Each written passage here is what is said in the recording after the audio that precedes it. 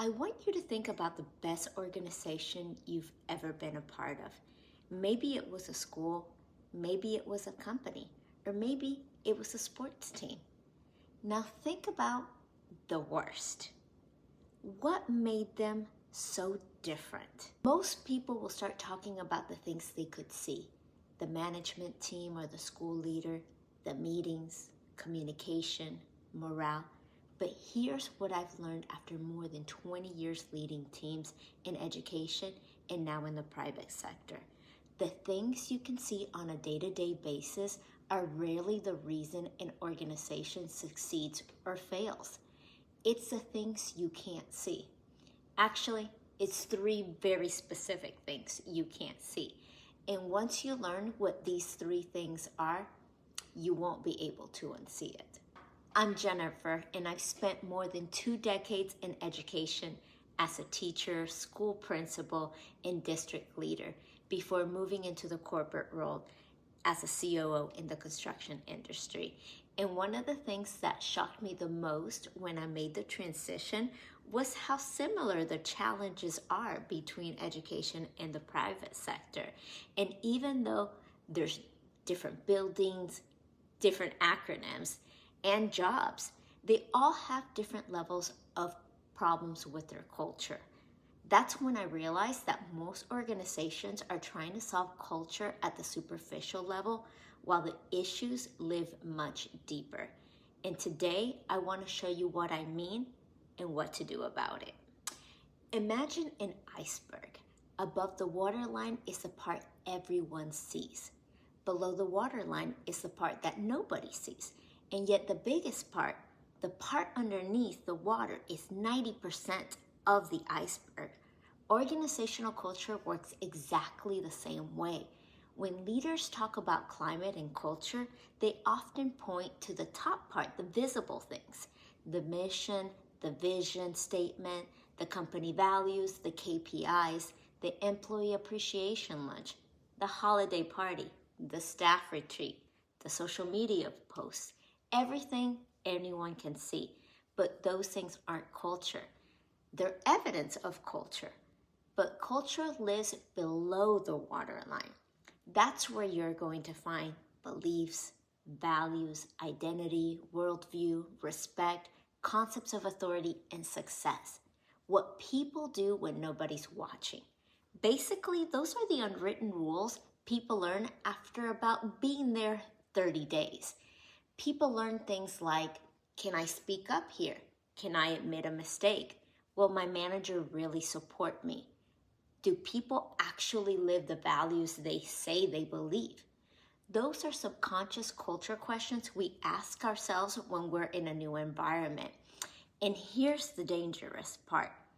Just like an iceberg, the hidden part is often what causes the most damage to the people and to the organization. When leaders only focus on what they can see, because that's what's Instagram worthy, they'll miss what's actually driving behavior, which is the root cause of employee dissatisfaction, high turnover rates, and disengaged employees. And that affects your bottom line. And this happens in schools, in corporate organization, and even small and family-owned businesses. Now let me say something that might sound a little controversial. Mission statements aren't culture. Company values aren't culture. Posters aren't culture, and neither are the coffee mugs with a company logo on them. I know that sounds harsh, but hear me out.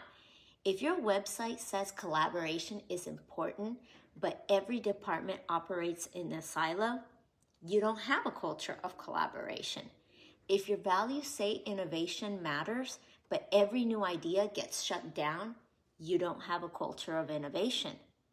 If your mission statement says people come first, but employees are afraid to speak honestly, you don't have a people-centered culture. Culture isn't always what an organization says it is. Culture is what people experience. Let me say that again for you. Culture is what people experience. Not once a year, but every single day. One of my favorite leadership quotes is, "Culture is what people do when nobody is watching." And let me add something else. It just occurred to me. Culture is what people do and say when leadership isn't in the room. That's when you find out what people actually believe, not what they've been told to believe or what they fake. One of the fastest ways to understand culture is to talk to a new employee, because within the first 30 days, they learn things that aren't written anywhere. Nobody hands them a document and says, "Here's how things really work." They figure it out. You know what they learn? They learn who actually makes decisions, who gets rewarded, who gets ignored, what behaviors get promoted and celebrated, whether it's safe to speak up in meetings or whether feedback is welcomed, whether people trust each other. They learn the unwritten rules. And here's what's so fascinating, or at least I think it's fascinating. Most leaders have no idea those lessons are being taught because nobody is teaching them or are not implementing them intentionally. People learn them through observation. I saw this in schools, and I see it when I work with businesses and with my personal coaching of executives.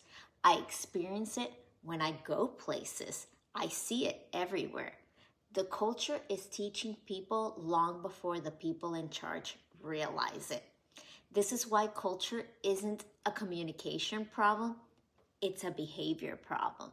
People believe what they experience repeatedly, not what they hear repeatedly. So here's the question I want every leader to ask. If a new employee joined your organization tomorrow and spent the first 30 days watching everyone around them, what would they learn? Not from the handbook, not from the website, not from the mission and vision statement on the wall. What would they learn from watching? Because the answer to that question is your actual culture. Last week, I was at a happy hour with a group of women I had just met. One of the women owned an accounting firm, and somehow our conversation turned into diversity in hiring. And she proudly shared that she had hired 2 African American employees and said something that really caught my attention. She referred to them as her token employees. Then she added, "But they fit really well in our culture." Then she went on to explain that her company was primarily white and that these 2 employees were very quiet and didn't cause any issues. And as she spoke, every alarm in my head went off. But instead of jumping into the conversation, I just listened. I find myself wondering, how do those employees actually feel? Do they feel comfortable sharing? Do they feel comfortable disagreeing? Do they feel like they can show up as their authentic selves? Or have they simply learned how to navigate and survive within a culture that already existed? What's fascinating is that the woman telling the story genuinely believed she was describing a successful culture and successful hires. And from her perspective, everything was working. There was no conflict. There wasn't disagreement. Everyone seemed to get along. But that's exactly where leaders get culture wrong, because the absence of conflict doesn't mean the presence of belonging. And the ability to fit in doesn't necessarily mean people feel included. I know that firsthand because there's been a lot of spaces where either I was the only woman in the room or the only Latina in the room. And sometimes I was the only female Latina in the room.